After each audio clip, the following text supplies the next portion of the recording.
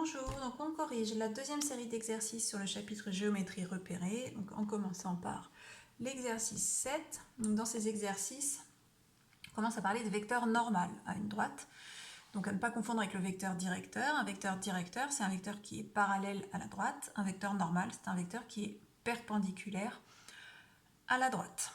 Alors, d'après la leçon, on sait que lorsque l'on a l'équation cartésienne d'une droite, donc l'équation de cette forme-là, eh bien le vecteur,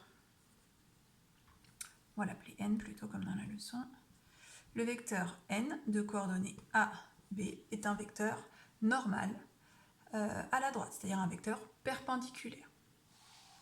Et la réciproque est vraie. Alors, dans l'exercice 7, vous avez des équations de droite qui vous sont données. Il faut en déduire un vecteur normal. Donc la première, la voici, 4x moins y plus 8 égale 0.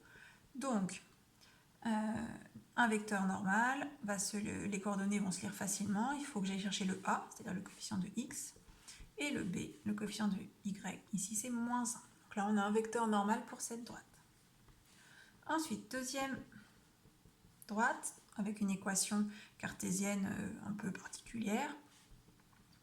En fait, le a vaut 1, le b vaut moins 1 et le c vaut 0.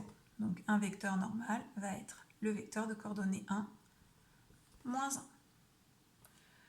1. Alors, pour la suite, on est un peu moins sympa puisque on vous donne pas vraiment l'équation qui nous arrange, on nous donne l'équation réduite, donc il va falloir retrouver l'équation cartésienne pour pouvoir le faire plus facilement. Donc pour retrouver l'équation cartésienne, il va falloir que je rassemble tout d'un côté pour avoir 0 de l'autre. Donc je vais avoir moins 1 tiers de x plus y moins 2 égale 0. Donc là, j'ai passé juste 1 tiers de x ici et 2 ici. Donc je peux tout à fait laisser ça comme ça et dire qu'un vecteur normal de cette droite, c'est le vecteur moins 1 tiers, 1. Je pourrais aussi faire ce que j'ai déjà fait, c'est-à-dire avoir une fraction, ça ne m'arrange pas trop. Commencer par un moins, je n'aime pas non plus. Je pourrais tout multiplier par moins 3 et me dire que ça va faire x moins 3y plus 6 égale 0. Et dans ce cas-là, donner un vecteur de coordonnées 1, moins 3. Alors vous allez me dire, c'est pas le même qu'au-dessus. Certes, mais ces deux vecteurs, en fait, ils sont collinéaires. Donc s'ils sont parallèles, ils sont bien tous les deux perpendiculaires à la droite. Ils sont collinéaires parce que j'ai juste multiplié par moins 3 les coordonnées de celui-ci pour avoir les coordonnées du deuxième. Bon, il est probable que vous soyez arrêté là, ce qui est très bien. On va continuer avec la question D. Donc pour cette dernière question, on me donne juste les coordonnées de deux points de la droite D. Donc à partir des deux points, je vais être en mesure de trouver un vecteur directeur, puisque le vecteur AB est un vecteur directeur. Donc ces coordonnées, ce sera moins 3, moins 0, donc moins 3. 12, moins 1, donc 13. Donc il suffit maintenant que je trouve un vecteur normal, c'est-à-dire perpendiculaire à AB.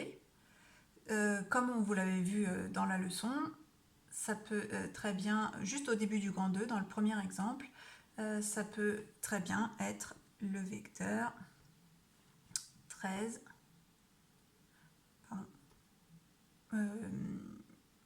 moins 13, moins 3 par exemple, puisque ces deux vecteurs-là vont être orthogonaux, puisque leur produit, je vais y arriver, leur produit scalaire est égal à 0. Moins 3 fois moins 3, moins 3 fois moins 13, je vais y arriver, plus 13 fois moins 3, ça fait 0. Si je calcule le produit scalaire AB par n, ça fait bien moins 3 fois moins 13, plus 13 fois moins 3. Ça va faire 39, moins 39 égale 0. Okay, donc il suffit de conserver, de prendre la première ordonnée, de la mettre à la deuxième et de prendre l'opposé de cette deuxième coordonnée. On va passer à l'exercice 8. Dans cet exercice 8, vous avez un point qui appartient à une droite et un vecteur normal. Donc je l'ai appelé U, j'aurais mieux fait de l'appeler N. 8, moins 9.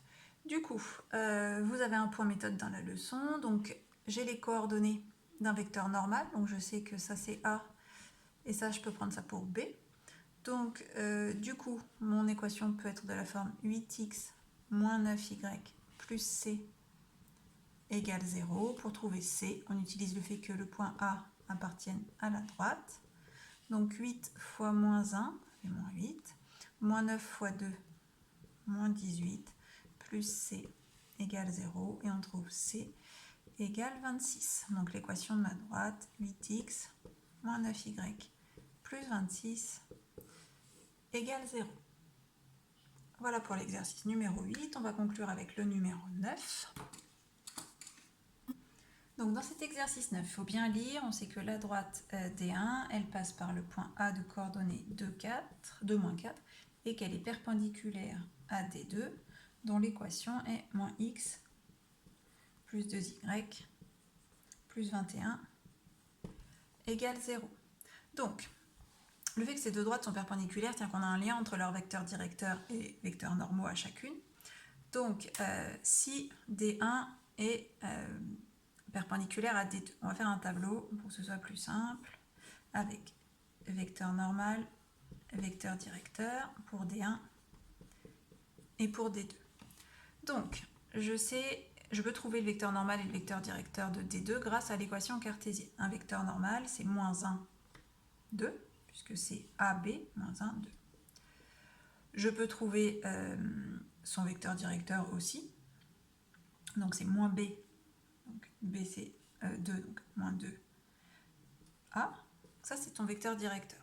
Si D1 est perpendiculaire à D2, ça veut dire que le vecteur directeur de D2 correspond au vecteur normal de D1. Moins 2, moins 1.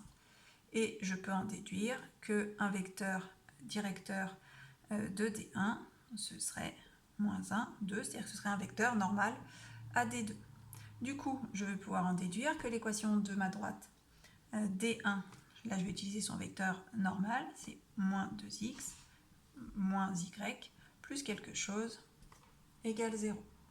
Comme le point A appartient à D1, je vais remplacer x et y par 2 et moins 4 pour obtenir C. Ça va donc faire moins 4 plus C égale 0. Donc C égale 0. Donc ma droite D1, elle a pour équation moins 2x moins y égale 0, ou je peux mettre 2x plus y égale 0. La question maintenant est de savoir si le point E de coordonnées moins 2, 5 appartient à la droite. Donc on remplace x et y par les coordonnées de E. On voit si l'équation est vérifiée. Donc est-ce que 2 fois moins 2 plus 5, c'est égal à 0. Donc il faut calculer, ça fait 1. C'est différent de 0, donc E n'appartient pas à D1.